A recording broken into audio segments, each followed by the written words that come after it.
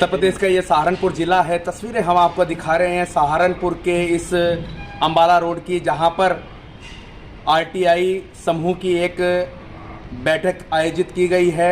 तीसरी ये बैठक है और देश में बढ़ते भ्रष्टाचार को लेकर एक मजबूत संगठन का आगाज़ हुआ है और उसके जो प्रदेश अध्यक्ष हैं सतीश कुमार आर्य, साजिद सलमानी है महासचिव और सचिव हैं, अन्य पदाधिकारी हैं, सदस्य हैं। हम जानेंगे यहाँ पर आखिर इस मीटिंग का मकसद क्या है, संगठन की क्या क्या कार्रवाई चल रही हैं और देश में बढ़ते भ्रष्टाचार को किस तरह से लगाम लगाई जाएगी आरटीआई कार्यकर्ताओं के द्वारा, जिसमें महिलाएं भी शामिल हैं, नौजवान हैं, बुजुर्ग हैं, सभी तरह के लोग जो हैं इस संगठन में मौजूद हैं। हम बात करेंगे सतीश कुमार आर्य से। जी सर, आरटीआई कार्यकर्ता समूह उत्तर प्रदेश स्तर पर गठित किया गया है। संगठन की ये तीसरी बैठक हम लोग आयोजित कर रहे हैं।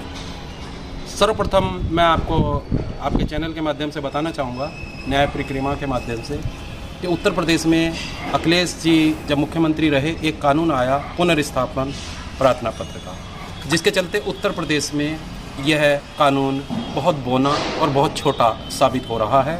पहले राज्य सूचना आयोग में किसी भी पीआईओ पर, अपीलीय अधिकारी पर जुर्माना कर दिया जाता है। बाद में सपा की अखिलेश सरकार के समय ये उत्तर प्रदेश में एक कानून आया कि राज्य सूचना आयोग द्वारा पारित कोई भी आदेश उसी आयोग में दोबारा सुना जा सकता है। ये इस प्रदेश की विडंबना है कि जो आयुक्त एक बार जुर्माना कर देता है, बाद में स्वयं वही अपने आदेश को वापस ले लेता है। इस वजह से राज्य सूचना आयोग की इस कमी के कारण उत्तर प्रदेश में सूचना कानून 2005 बहुत ही बौना साबित हो रहा है और यहाँ के जन सूचना अधिकारी, अपीलीय अधिकारी निरंकुश होकर, निर्भीक होकर जनता का शोषण कर रहे हैं और आरटीआई कार्यकर्ताओं के साथ अभद्र व्यवहार हो रहा है, उनके खिलाफ मुकदमे हो रहे हैं। यहाँ तक कि उत्तर प्रदेश में कई आरटीआई कार्यकर्ताओं का मर्डर भी कर दिया गया है। बहरहाल, मर्डर होना और कानून बौना होना एक अलग बात है, लेकिन हमारे संगठन के कार्यकर्ता बहुत मजबूत हैं और इस कानून को समाप्त करने के लिए केवल उत्तर प्रदेश में ही यह कानून है, अन्य किसी राज्य में इस प्रकार का कानून नहीं है। यदि कोई आयुक्त किसी आदेश को पारित करता है तो उस आदेश के खिलाफ आप हाईकोर्ट जाएंगे या उससे बड़े न्यायालय में जाएंगे। तो इस कानून को समाप्त करने के लिए हमारे संगठन ने आज निर्णय लिया है कि हम हाईकोर्ट में जनहित याचिका दायर करेंगे। सर्वप्रथम हम राज्य सूचना आयोग के आयुक्त महोदय से मिलेंगे। जल्द ही हमारा संगठन का प्रतिनिधिमंडल मुख्य सूचना आयुक्त से मिलेगा। नए जो मुख्य सूचना आयुक्त बने हैं उनसे हमें बहुत अपेक्षाएं हैं।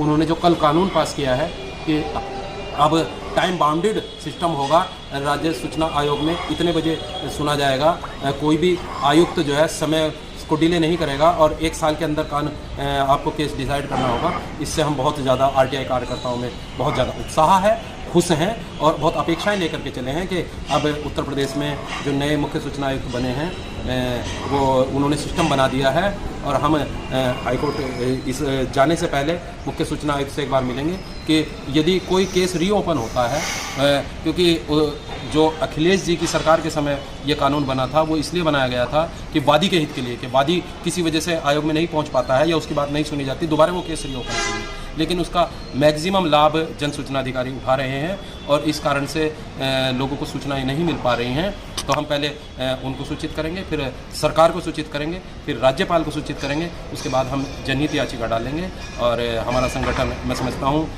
जल्द ही बड़े स्तर पर कार्य करेगा। तो यहाँ पर जो इस संगठन के महासचिव हैं साजिद सलमानी, उनसे भी हम करेंगे बात।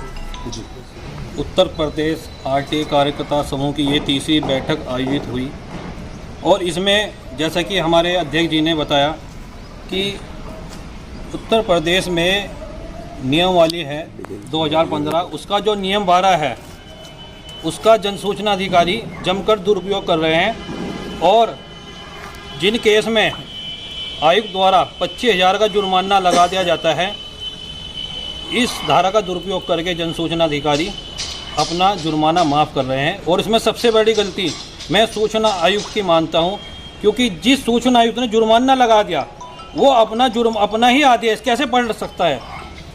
उस आदेश को पलटने की ताकत उसकी ऊपरी अदालत या 2 सिटिंग आयुक्त या हाई कोर्ट तो हम जल्द ही इस बारे में नए माननीय मुख्य सूचना महोदय से मिलेंगे और उसके बाद अगर नहीं इसमें कोई कार्रवाई हुई तो हम न्याय के लिए आरटीआई कार्यकर्ताओं के हित के लिए हाई कोर्ट भी जाएंगे।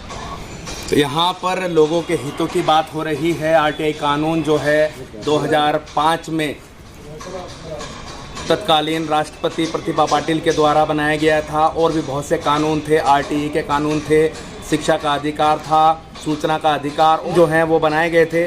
और इन कानूनों का यही फ़ायदा होता है कि जो आम जनमानस है, मजलूम व्यक्ति है, उसको न्याय मिल पाता है, क्योंकि नौकरशाह जो होता है वो कहीं ना कहीं भ्रष्टाचार में लिप्त होता है और उस भ्रष्टाचार को उजागर करने में आरटीआई कार्यकर्ताओं का अहम योगदान होता है।